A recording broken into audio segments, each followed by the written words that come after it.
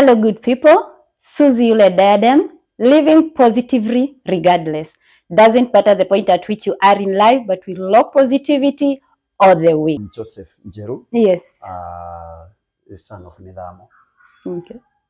Many people you call me Midamo. Njeru is not very much known. And you see, I can remember the past life. Sure. And I don't want to press those buttons. So you stay at home, don't escort him. Wacha huko, wacha niende nyumbani alone. And that's how we survived. When he could not understand, she could not understand, I had to explain to her. Okay. But you see, you are brought up in church. I was not brought up in church. I have experiences. And I do not want to go back there. So allow me to run this relationship and this courtship. Let me run it. The way I feel, I'm okay. And I will not put myself to temptations. That's how we ran it until we ended. I settled down with her, and she was a great encouragement to me.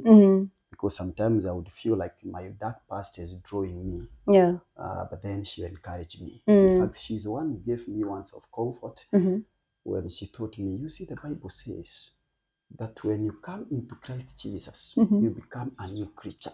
The old is gone. The newness has come. I remember until this day. She encouraged me when I was feeling like my past is drawing me behind. And I felt like I was regretting. Why God? Why didn't I go through a life like her? Whereby she has been brought up in church, no bad experiences like me, no dark past, it's like just good life. And I was feeling like, oh my God, why me? Why me? I wish I was also brought up in church like this. But then she encouraged me, and I was able to focus ahead. We began life with her. We are blessed with 4 children. And we thank God for that. Wow. So you're trying to struggle with your certificate that is not recognized in Kenya, and here you are, you have become a family man. How will you maneuver that? Something had to be done because life must continue. Yes. And here you are a husband, the head of the family. Yes. And now children are coming up. And you cannot continue sitting there and mourning, maybe because of the cause. But then even with that cause, the school got registered in 2008. Meaning if one wanted to go to that line, you still could have gone in that line. But then in 2006, I also got licensed as a lay reader. Okay. And the main time that I had spent in a pharmacy, I realized there are so many games being played there. A lot of corruption, a lot of bribery, and I was feeling like, is this what I would want to continue with the rest of my life? I want to put up a pharmacy. Am I prepared for these games? And I was feeling like I'm not prepared for these games. Because pharmacy is promising anyway. You put up one, and pharmacy is promising. So if I wanted to continue in that line, chances were there, opportunities were there. The last employer who had employed me, that was well-made pharmaceuticals, Mfangano Street Junction, Mfangano Street and Slash Avenue. That man had promised me, Joseph, you have been so good to me as one of my employees. I trust you. I worked for him for 3 years. Okay. He told me, now, I know pharmacy is not very promising with you people if you don't have yours. So why not put up your own? I'll be supplying drugs for you. Then you'll be paying me later. Okay. But then he also had a reservation. So he asked me. But then I'm also afraid with the kind of faith that I'm seeing in you, will you be able to manage these things? You see, Joseph, you have seen what we do. For us, we go to church, we confess, but on Monday, we are at it again. That's so sometimes you don't even know whether to go to church or not to go, but we still go. But on Monday, the kind of deals that we play, I'm afraid I don't know whether you are prepared for the same. I think God that you know me. because I'm not prepared for the same. Mm-hmm. I don't think I'm prepared for now. I feel I don't have that grace to begin those games. Hizo za chini ya maji, those behind the doors, I'm not prepared for them because I have worked in a chemist. I know what is happening. I don't want to engage in them. For the time being, don't even try to tell me to put up a pharmacy. Okay. I'm not prepared for now. Okay. And now, as I have told you, life must continue. I'm working here. What is the pay in Nairobi? 17,000. That's what you are getting paid in Nairobi. And it was not very easy to maneuver. It was not very easy. With a salary of less than 25,000 that time, it was not very easy because of the rent and the transport every day. And you see, you're not living, you are working in a chemist within town. It's not in the outskirts where you can have a rental just next. It's in a city, it's in a town, you cannot rent a house there. So you have to travel. And now the expenses were too much, but then we maneuvered. Until come 2010, and I felt like a man, human beings have to change their mind because life must continue. And in this life, it's like nobody is holding my hand. I have to maneuver. I have to do something else that is more promising, even as I serve God in the church. Because now, serving God, it became part of me since 1998. I became a person of the church. But then the family is here, and they need to eat. Children have started going to school. So what will you do if you remain in this and you are not ready to put up a pharmacy of your own? And so I decided I'm going back to school. Okay. And this time to do something very different. Okay. Not pharmacy, but now I'm going back to school. There was something that was telling me one day I will serve the church as a full-time minister. But then I was feeling like it's not yet time. I was pushed by so many wachungaji who came to our parish. They felt there is something in me. I was feeling it, but I was feeling it's not yet time. And I would explain to them, no matter how much they try to push me, I told them, every vision has its time. Even this one of mine. I will serve the church one time, but it's not yet time. And come 2010, I decided now I'm going back home. I told my employer of my intentions. In fact, he was feeling like he's not ready to part with me, but he was also feeling that I should do something else which is more promising because he knew how much they are paying. The pharmaceutical technology, it's not that much to sustain you the rest of your life. You have to be doing something else. So he told me, now I will release you. And for the good work that you have been doing here with me, in fact, that month he paid me a double pay. Instead of 17K, that 4K, he told me, go and tell your wife, thank you for giving me an opportunity to serve with us. So I decided now I'm going to change course because life must continue. And I joined Egerton University, Laikipia campus that time, to do what? Religion and Kiswahili. That is Bachelor of Education. Okay. Bachelor of Education, Religion and Kiswahili. And I'm doing religion deliberately. Very deliberate. And I'm also doing Kiswahili very deliberately.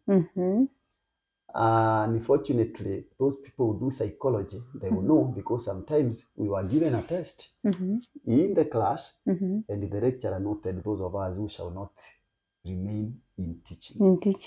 I tell you, I was one of them. He was able to pick me. You answer the questions, and he picks you and he tells you, the way I have seen, you will not finish in education.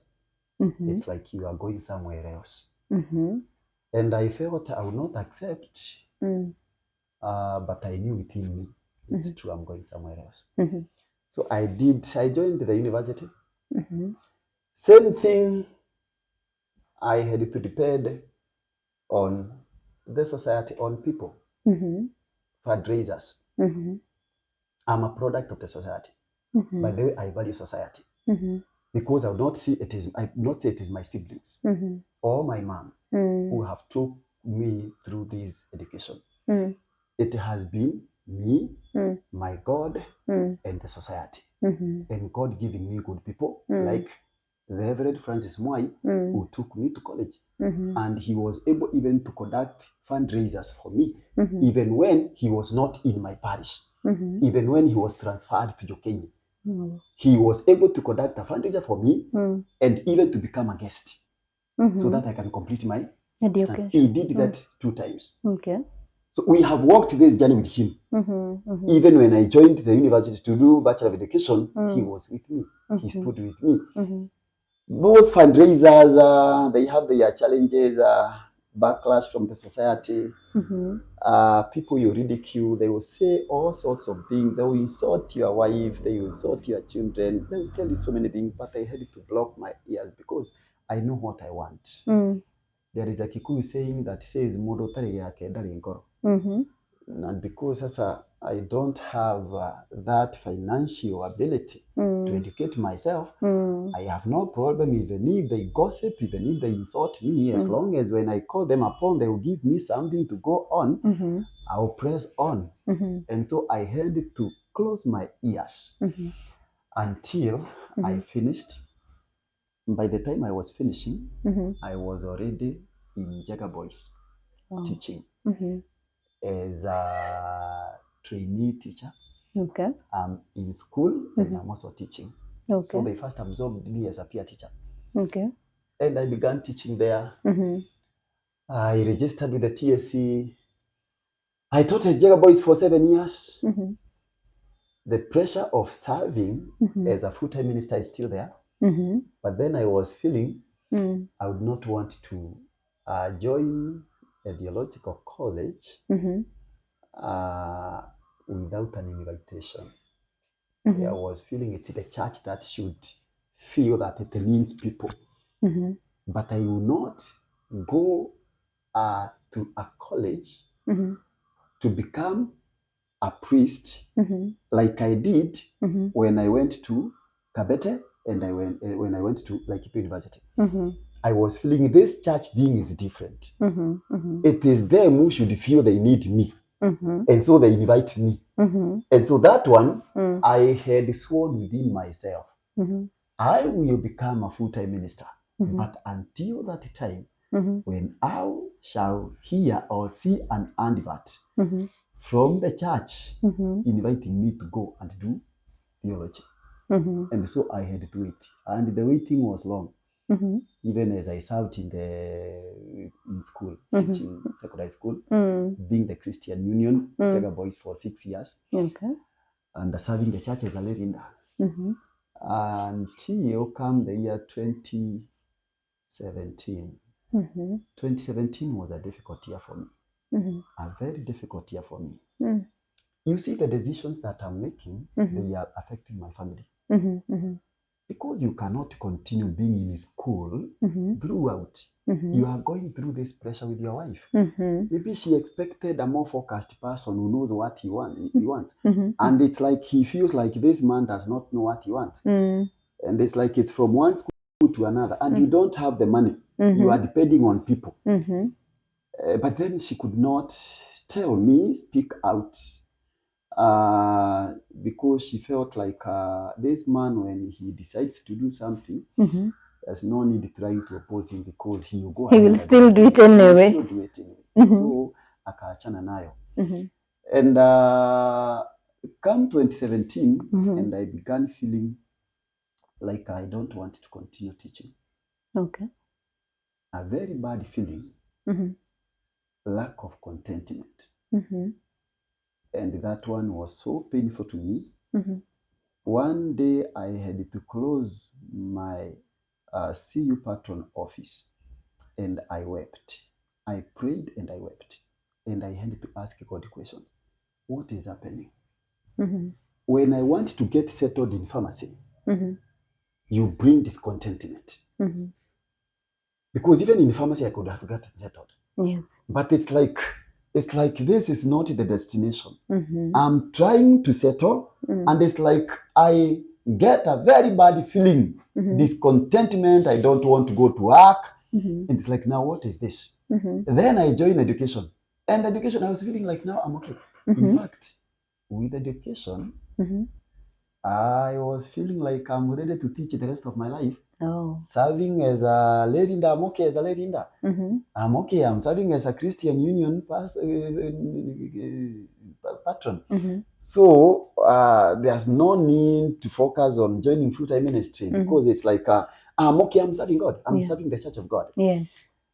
And when I felt like now I want to get settled, in 2016, the teachers began like, they don't want to call me teacher, they want to call me pastor. And I began feeling like, why pastor? And it's like, Sasa, what are you doing in school? You should be preaching to people. And it's like, are you performing better than me? If it was students who are complaining, it would be something else. But now the students are not complaining. And it's like, now I lost the title of a teacher, and now it's like I'm a reverend. And one teacher deliberately chose to be calling me reverend. He chose me to be calling me reverend. I was feeling like, what is this? And then I had a prayer partner. And it's like she's telling me, and you know, Njero, this is not your line. And I'm telling her, young lady, I'm an Anglican. In the Anglican church, people don't sit one day and decide to become pastors. You have to go through education for 3 years or even 4. And then you have to wait for ordination. Because as a lay leader to you and in your churches, you already consider me a pastor. I'm qualified. But in our church, it's not like that. You tell me to stop teaching, and it's like, Amanda, you are telling me to stop teaching, and I have a family. Niende wapi? I go and place myself somewhere in an Anglican church and say I'm a pastor. It does not work that way in our church. Our church is organized, it's orderly. And it's like pressure. Well, I leave you at that, but I know you are in the wrong place. So one day she introduced me to her pastor, KH. I'm a person who interacts with all people from all denominations, by the way. That's how I was brought up from the time that I got born again. We are interacting with the pastor, and I became afraid of him. And so he became a prayer partner. And so they are praying for me with the teacher that we are teaching with, the Tijega boys. That lady, she was a member of the praise and worship team there. One day, that same 2017, the first term is over, and I'm feeling like I'm dying from within. I'm forcing myself to do anything. Going to class, I'm forcing myself. I feel so uncomfortable. And all of a sudden, I don't know what has come over me. And at one time, with all my faith, I felt like, is this really normal? And I engaged the services of a counselor to tell me whether everything is okay, or I'm the one who have a problem somewhere. And it's like the counselor is telling me, so you listen to the voice of God. And I ask, what is the voice of God now? It's like God is guiding you somewhere. And I'm telling her, well, I understand. But how do I begin? Because I cannot stop teaching. Cannot stop. I have a family. I have to continue teaching. The first term is over, and now we close, and the day comes that there is a meeting for teachers as we wait for the second term and the boys to report the following day. That same day. We are through with the meeting, and now we are waiting for the boys to come. I cannot even take lunch. I'm feeling so bad to imagine that I am entering into the second term with this kind of feeling. Do you know? My trousers, I'm changing the belts. Not because I'm not eating. I am. But I am burning from within. I'm feeling like I'm dying. And I cannot share this with anybody. Because it's like, what will they say? What's wrong with me? They also take me like somebody who is not decided. He does not know what he wants. And I kept it to myself. I'm dying from within, nobody to share with. I'm not ready to share with you. Even with my spiritual father, who is Reverend Francis Mike, I will not share with him. I kept quiet. You see, the Reverend had put a lot of pressure for me to join theology, but I refused. And so to him and the family, they decided, let us leave you. When that time comes, we are not the ones who shall tell you to join it. A time will come when the Lord shall give you that burden and the pressure. And they are through with me. They will not force me to become one. Tosheka tukua mwalimu. And they lifted it. So I'm there. The pressure is there. And this is second term. So I went somewhere and propped against the wall. The lady, the prayer partner, came to me. Aren't you taking lunch, Mr. Midamo? I told her I'm not feeling like taking it. So she asked me. In fact, she was a bit harsh on me. She asked me in Kiswahili, bado uko na hii ujinga? And I felt like, what is this? And I had to repeat it again. Nikamwambia, I told you, in our church, things don't work the way you think. So you are telling me to stop teaching. I joined the ministry, but from where? In our church, it's not like this. Unless you are telling me to go and continue the church, serving the church as a leader, as a jobless person. So we shared with her. She could not understand me. Finally, she told me, you see, we had been praying for you and with you, with my pastor, and he has sent me the message for you. So he told me to tell you, it's like there is this strong feeling that he had when he was praying with you, that you are in the wrong area. And the message was that in the spiritual realm, you've been removed from teaching. So no matter how hard you try to find contentment in it, you will never get it. Now, getting such ones from a God-fearing person, when I'm already dying from within from January, I felt like now they are broken me down completely. Now I'm just dying. And I had a very bad feeling. I felt like I have lost it in life. And like now I should stop pushing it again. It's like mine is a gone case now. Unajua pale unafika, and it's like so maybe we were predestined as a family. None of us shall ever amount to anything. And so it's like I'm there, don't know what to do. And I won't share it with anybody. So second term begins. I had a lot of problems in second term. Even failing to finish my assignment of marking in good time.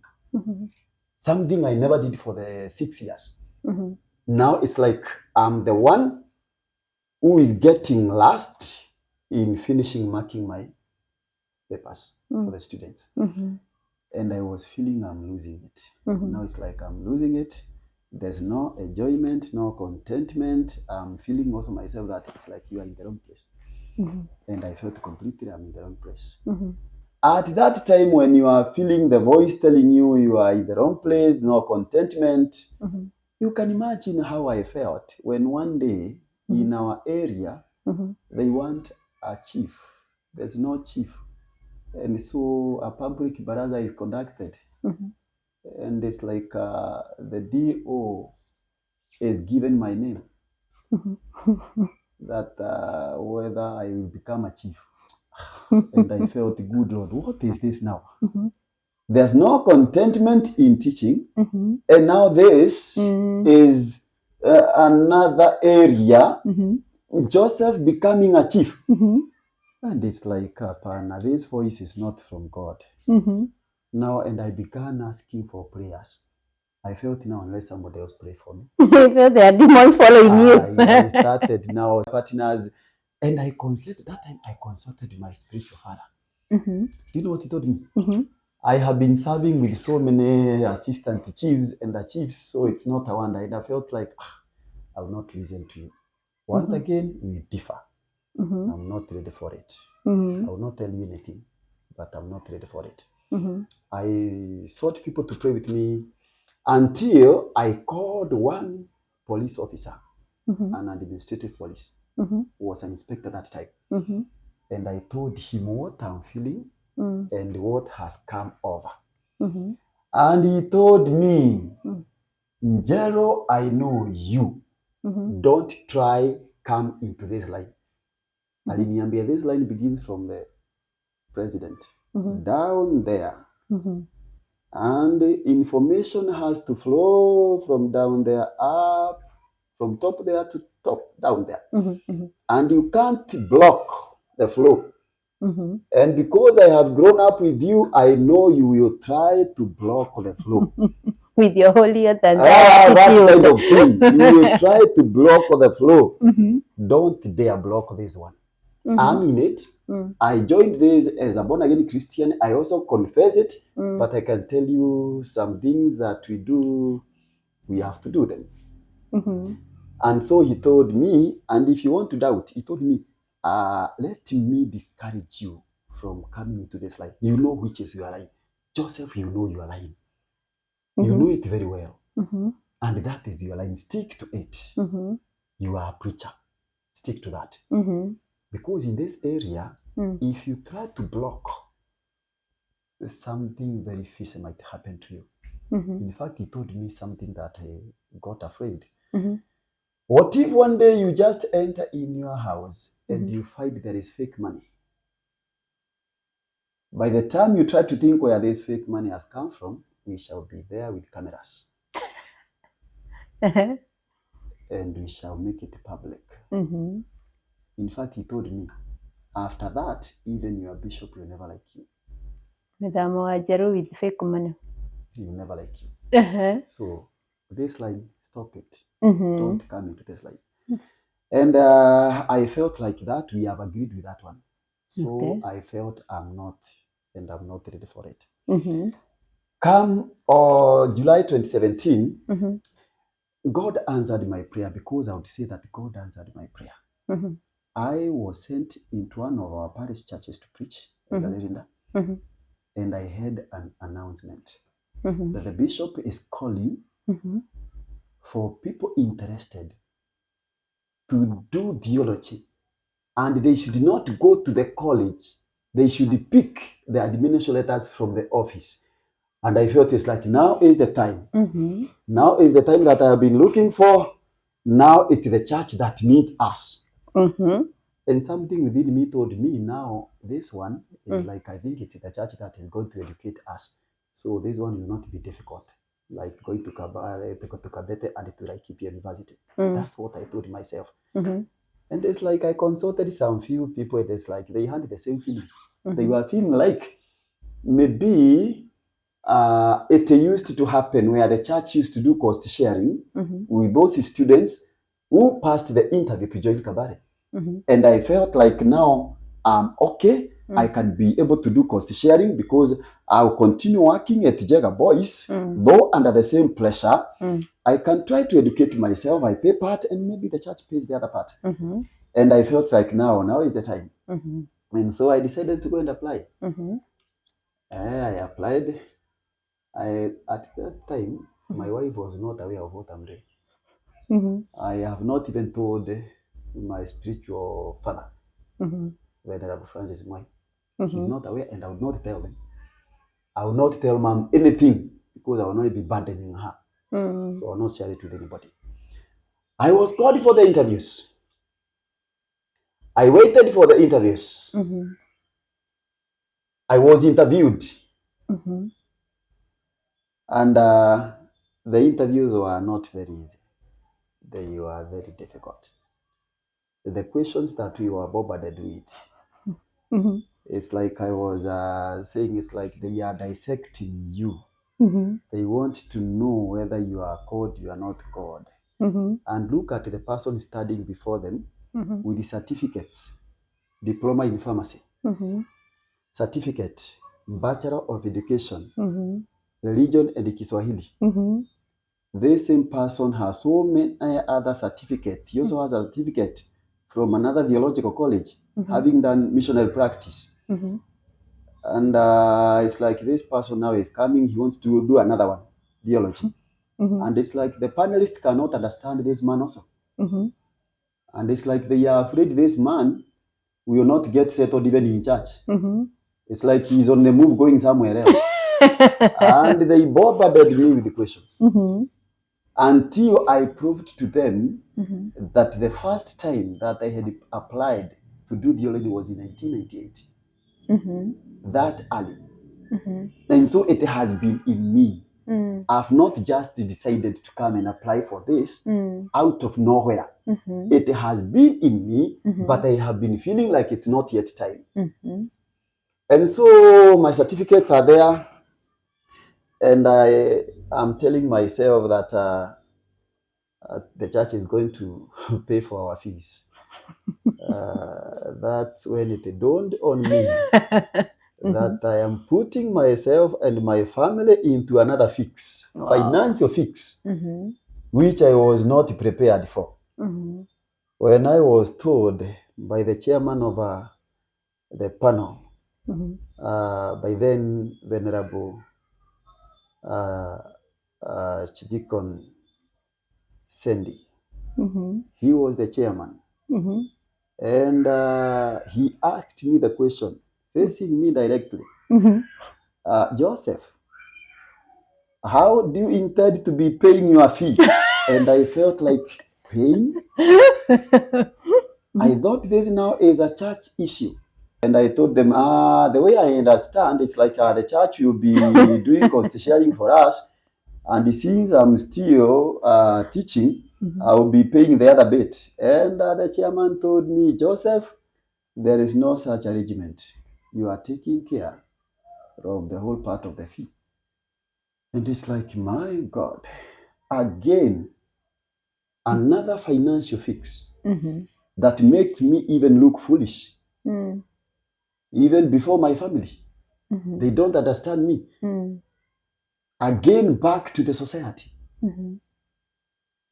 To start doing fundraisers for me. And I felt like, oh my God, why me, my God? Why this now? But then there was a strong feeling in me. This time, because it has come, and the way I have felt since January 2017, I'm not going back to class, because in that class I'm going to die. The way I'm feeling from within, it's like God wants to kill me. I will die there. So I will not go back to the class. I better take this, whatever the outcome. I'm in this. And then I accepted, and I told the panelists, now I'm ready. I would be doing fundraisers to educate myself. And they are there. I also made a comment, and it's like I was telling them, because I'm still in school, my salary will be helping me to pay for the fee. And I was told, no, there's no modular. You have to be a regular student. So you have to resign. And it was my code, resigning again. There was no difficult and devastating decision that I had to make when I was sitting on that seat, facing the panel. Making a decision within the fraction of a minute, because they are waiting for my answer. And it was like, now, you people, you are killing me. I have to resign. What about my family? The pain that we have gone together with my family, again, I take them through the same pain, and I was feeling like I'm failing as a husband. Now it's like I'm failing. But it's me who is feeling the pain of going back to class after what I have gone through since January. So I felt like I have to take it. And I told them, yes, I'm ready. I'll take care of it. Now that was an act of faith. I will take care of it. I will resign. I tell you, even uttering those ones that I'm going to resign, it's like I'm struggling even to let them out that I'm going to resign. I'm looking ahead and I'm wondering, resigning. Alafu. children are already in school. Alafu, it was a painful decision to make. But I made it. And after that, I had to tell my family now. I decided now I have to tell my wife, because you see, she was asking me, what is happening to you? Your trousers are getting loose. And I'm telling her what's the problem. I'm still eating. I'm not feeling the need. But the wife is encouraging something is not okay. But I cannot tell her the battles that I'm fighting from within. I don't want to burden her with that one. I'm able to handle my stresses, but I don't think she's able to handle my stresses. It's me who is feeling the weight. But now time has come, now I have to reveal it. So one day, in the evening, I decided to tell her, Florence, I'm going back to school. And I could see the change in her face. And I was like, oh my God, Joseph, you are killing me again. But now it's like I have to take that channel. That route, I have to take it. Now I have to take it. I have been delaying it and telling the many reverends who have tried to push me into it that it's not yet time. But now I'm taking it. Now it's time. And it's like she never talked a lot. She just kept quiet. No comment. And I never needed the commenting because I never expected support for the same. I decided the last person I will tell is mom. I will never tell her. And so one day while I was still in school after the interview, I called my spiritual dad, Reverend Francis Mwai, and I told him, Dad, I have decided to join theology. And it's like to him, this is wonderful news to hear. Finally. He told me, son, that is the best decision that you have made. I know you have a pressure of finances, but then you see, he has always been encouraging me in life that, Jero, don't you ever say at any one time, you have slept empty stomach until it is daybreak. I could not understand those words. To him, until it is daybreak, you should not confess that you have slept angry. You should not. Because God sometimes sends a visitor even at 3 a.m. in the morning. And he comes with a piece of bread and sugar. And what he has come with, he uses it to cook. And you eat. So don't you ever confess that you sleep hungry until it is daybreak. And he told me the same. You've never slept hungry, you will never sleep hungry even now. Embarking again on a journey of beginning fundraisers again. Back to the society. Back to the society again. And you see the insults, the ridicule. Back to it again. But now, as I told you, I chose to go back there again and close my ears as I had always done. To close my ears and start fundraisers once again. So after informing my dad, I decided, let me go and tell, I would tell mom. She will know in her own ways that atajua nikienda, but I'll never tell her. I was feeling like I'm burdening man too much because she was so much concerned. Now that the family has one person, he has managed to go to college. This is pharmacy. So mom was feeling the pain with me. So he was feeling like this one is the blessing to uplift the family. But then this is pharmacy. It's a gone case. Now again in education, it's like he has stopped teaching. Now again in theology. And it's like good. It's like even her, she's not understanding what is happening. And so I felt I don't want to burden mom again. These are my decisions. Kama atajua, atajua. So one day he found me with my wife and he came slowly and he asked me, Jero, finally you have decided to obey the ones of your father. And it's like, the ones of my father? Which father? You see, as I told you, Dad died in 1980. And so I'm asking, which father? He told me, your uncle.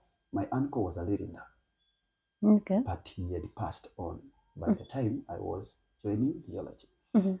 So he told me, your uncle was here. And what he told me was not very good to my ears. He told me that in their family, children don't belong to women. They belong to men. And I'm the one who blocks you from becoming a priest. And whether I like it or not, one day their son will be a priest. Wow. That's your mom telling you? Telling me what the uncle had told her. That is the brother to my father. And so it's like, good Lord, you are hearing these things. So you are the people who have been giving me all this pressure. She had never told you that before? No. I will never get contented anywhere. Because it's like there are people out there, and even my family, even my uncle believes that until I become a priest, he will never accept anything else. And then when I am there after finishing, then my wife also came in and he told me, in fact, he told us the same in his deathbed. Nikamuliza, who? Your uncle. You were with who? We were with Venerable Francis Mwai. Venerable Francis Mwai came to pray with him. And then he was on his deathbed. And he told our spiritual dad, Reverend Francis Mwai, you make sure this son of mine shall become a priest in the Anglican Church of Kenya. And it's like my spiritual father felt this is too much when somebody is on the deathbed. So he tried to tell my uncle, no, but you see, Jerry is still serving the church. He is a lay reader, a Christian new patron at Kijega Boys. He's serving the Lord. He is in the church council, the parish council. He's everywhere. And it's like, I know I'm talking of being a priest in the Anglican Church of Kenya. And it's like my dad had to struggle to convince him that I'm still serving the church and one day I will become one. So my wife is telling me, and I will assure you, your uncle was not convinced. To him, you have to become a priest. And I felt, oh, so I have been surrounded by people. I'm trying to go this way, but some people are deeply praying against my decision to remain in pharmacy or even to remain in education. That's how I found myself. Now that mom has known, let me now organize Harambes. Because now, see, it has come out to the people, it is known by every person. Let me organize Harambes. So I joined Kabare Theological College, 2017, September. And I struggled for that 1 year only. Okay. My performance was good. And out of that performance, and being the respectable Jero that I tried to struggle to be, defending my Christian values, I was recognized by the institution. There was a scholarship, and I won the scholarship. Wow. So I struggled for the first year and a bit of second year. But then the part of the second year and that year were paid through scholarship. Wow. And so the burden that I feared most, I tell you, in his own way, God removed it from my shoulders. Never confess that you slept hungry? Hungry until it's dead. Let me tell you. Wow. God came in and I did not struggle that much at Kabare. Maybe now struggling here and there because of maybe lunches, something to eat like that. And the fact that you have a family back at home, they are still expecting from you even when you are a student. That kind of struggle, that one I have gone through it. And I had to remain a father to the children and a husband to somebody even when I'm in class. So you receive a call from class, mtoto ni mgonjwa. and you don't even have lunch that day. And then you have to keep aside every shame and start calling friends. And I thank God because God gave me good people. You will call somebody. One of them is Archdeacon Menja. He's retired. I used to call him. I served under him as his vice chairman one day in our church one time. So we became close. He took me like a son. So I used to call him namwambia, today I have no lunch. And so he would send me 1,000, 2,000. And because I can struggle here, I remain with 500, 1,500 I send back at home. See, I'm still winning Boga points. Such that even when I'm in class, I'm still trying to win some Boga points because I know the pressure that I have put my wife in. So I'm still trying to stand as the husband of somebody and as a breadwinner so that I don't lose the authority. And I also thank God because of the school and even because of the principal. And Daktari Robinson, who understood me so well, and twice he supported me with 4K. That was too much for me.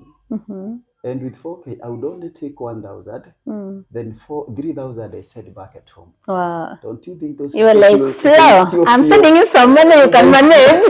They still feel they have somebody. Yes, even definitely. When I'm in school, they have somebody. Yes. And I never for the 3 years he spent any weekend at Kabare. Okay. I was at home every Friday. I had to go back at home and spend with my family. And then on Monday in the morning, I will go back to school. And it was like that until I finished. And God has been faithful because after that, we had to sit for another interview for us to be deaconed. After staying for 1 year out here, we had to sit for another interview, another tough one. Another tough one, let me tell you.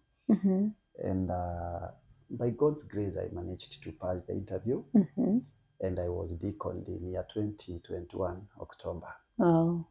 We spent some few months up to December 2022 when I was placed at Mutira under Reverend Bansi as her pastor assistant. And we worked very well.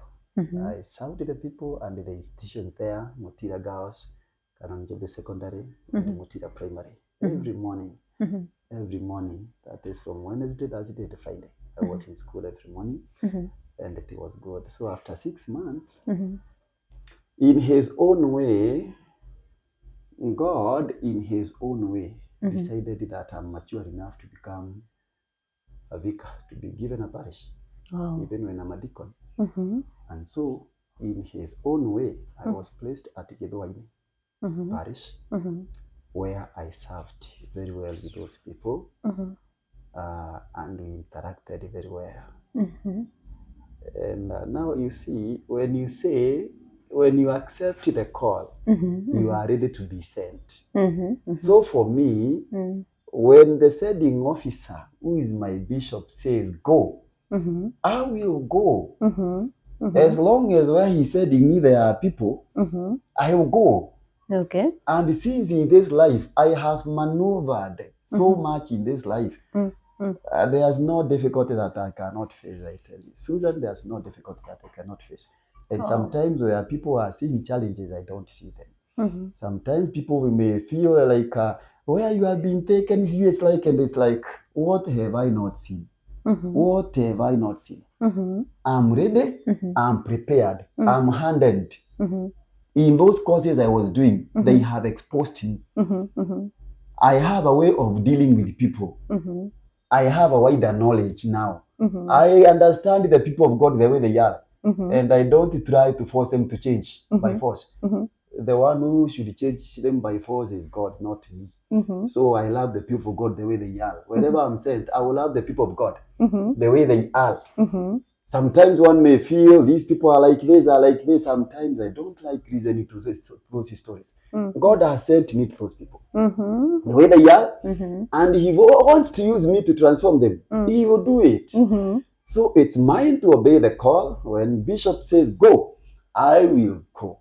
I will go. Where I am now, there is no turning back in this ministry. Wow. No turning back. Wow. Hii sasa ni ile tunasemanga ni kwenda ikiendanga.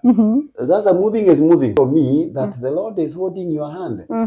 So if it's God who is walking with me, I'm ready to walk the journey with God. Wow. Where He takes me, I will go. I only need people. If I find people, regardless of how lovely they look, how humble they look, I will serve the people of God. So I served at Gidwain for 1 year, 3 months, and then I received another call. Come for a letter. You are placed at Kutus Parish. Wow. And maybe to somebody somewhere, that was like it's too much privilege for me.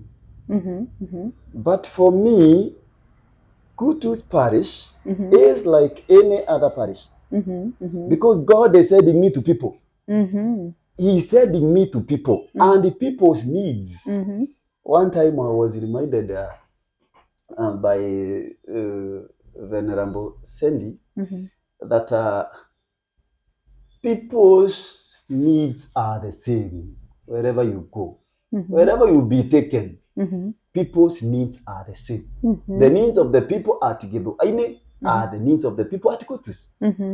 Serve the needs of the people. The class might be different, but the needs of human beings are the same. The same. So when maybe somebody else might say this is a privilege, maybe more than any other, but me, I look at it as God directing me to serve His people. God wanting to use the gifts that are in me to serve His people. In the ministry, I might be fresh and new, but in salvation, I'm not fresh. Wow. I have served the church since 1998 in different capacities. And at no one time have I ever been outside the church council or even the parish council. So you expect I have interacted so much with priests.